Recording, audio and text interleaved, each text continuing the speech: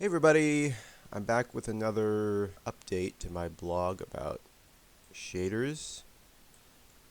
I've continued to follow that tutorial series that I mentioned last time. Um, I actually skipped around a bit because I wanted to learn about one particular subject that's been helpful for a collaborative project that I've been working on. So yeah, let's just get into it. So this is an interesting one right here.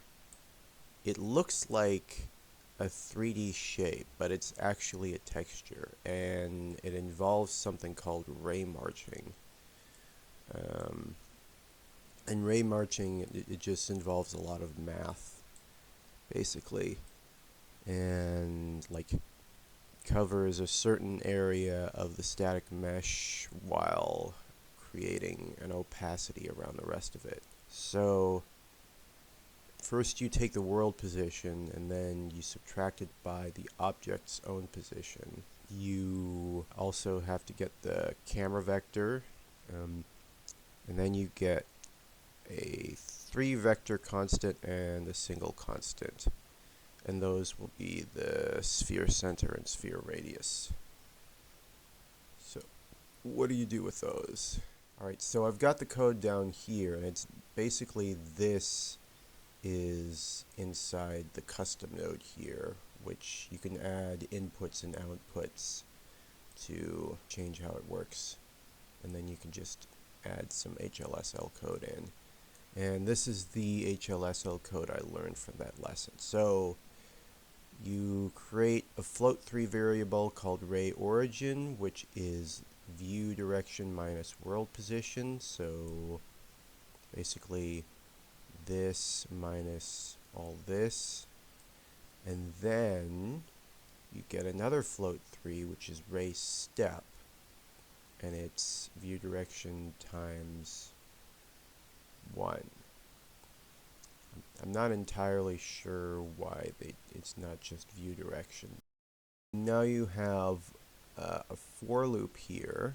So for int I equals 0, and then I less than 256, and then I plus plus, I need to look up this. For this range, you have a float called dist for distance, which equals the length of ray origin minus sphere center. So basically this float 3 variable minus this constant. And then you also have an if variable here. If distance is less than 0.01, you return a float 3 of 100, which basically gives you an RGB value that gives you red. And then after that if statement, you get an opacity mask, ray origin plus equals ray step. So you add 1 ray step to the ray origin. And then for anything outside of that, the opacity mask equals 0, and then you just return a blank float. So basically, it takes all of these variables, you put them in the custom node, you put this code into the custom node, and anything inside a certain range returns a solid sphere that's red, and then cuts out everything else and makes it completely see-through. It's very interesting. Could be pretty cool for making some really neat designs. Here we have one of the basic static meshes that's built into Unreal. It's just a cube. You put the Raymarcher on it. And oh, one thing is that if the area of the static mesh is smaller than the texture area, you get these like spaces right here, so you just got to make it a little bigger. There we go. Yeah. It's pretty cool. I think if I was able to animate this, it would be even cooler. So yeah, you just put something out there in the space within the static mesh and then create a zero opacity around the rest of it. So this is for a project that I'm helping out with. Somebody gave me an emissive texture and they wanted it to light up a whole bunch. What I did is I actually skipped to a video in the tutorial series that I was watching, and it was a video about switches, which are these things right here. So basically, switches allow you to customize materials in very unique ways. It's basically literally like an on and off switch almost. Take different options. You have your texture sample here, and you can basically just plug that in on its own, or you can create a bunch of different options with these switches. So what I started out doing was, let's see here. Okay, so what I started out doing was, basically here's how I started it out. To make the flash effect, I took a time variable like this one, plugged it in here, created a parameter called speed, plugged it in here, and got the modulus of that so that it could return as either a 0 or a 1. We need it to be either in a normal state or a flash state, so it basically animates it. And then we have this custom vector here, and it returns, so this custom node returns flash step divided by 10 plus 1. It basically takes another variable that's divided by 10 and then is plus 1, and if the modulus of that result and this time speed multiplication is 0, then it basically sets it so that it's in the normal state, because 0 chooses the first.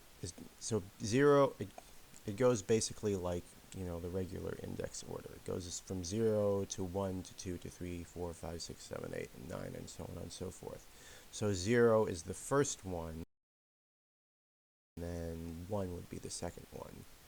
So each time the switch value is given 0, it's normal, and then each time it's a 1, it's flashing. Also, I realized that if I changed the variable I was plugging into flash step, I would not only have an option for how many times the flash would come on, but how long the flash would come on. So the speed would change the rate at which it would flash, and then I also would be able to create a variable that changed how long the flash would go for.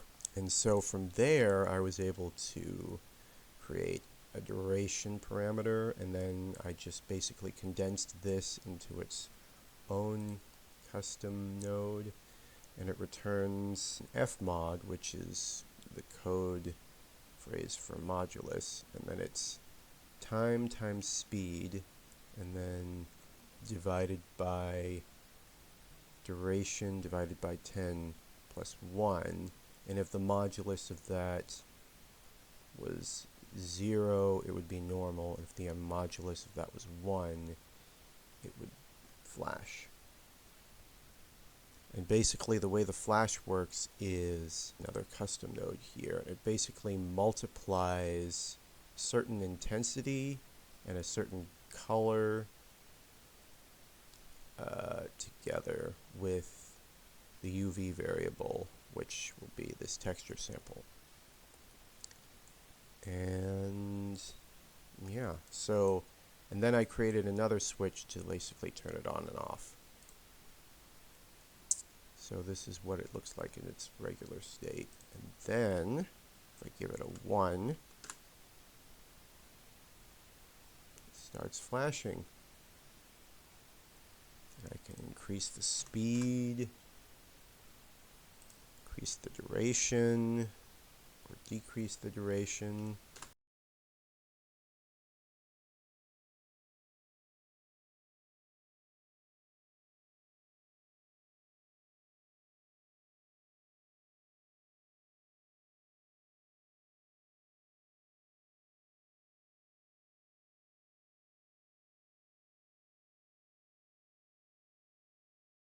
Make it more or less intense. If you bring it down even to 0.5, a little seizure warning here, but you kind of get an effect like this, sort of like a fire alarm.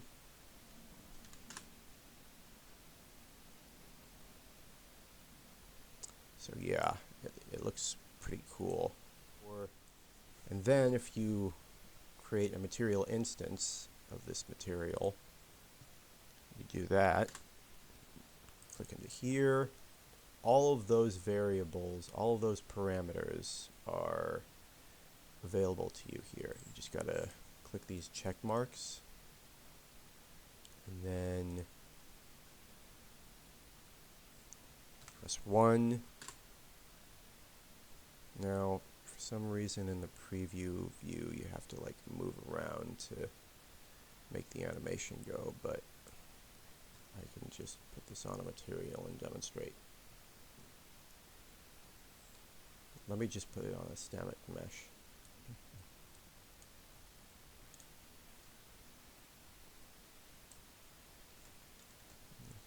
Yeah, you see that? Then I can change it, make it brighter even.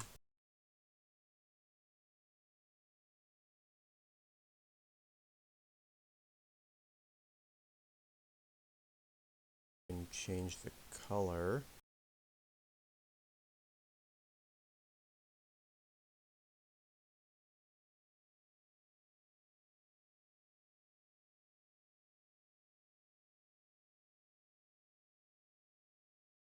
And I can change all of this stuff too.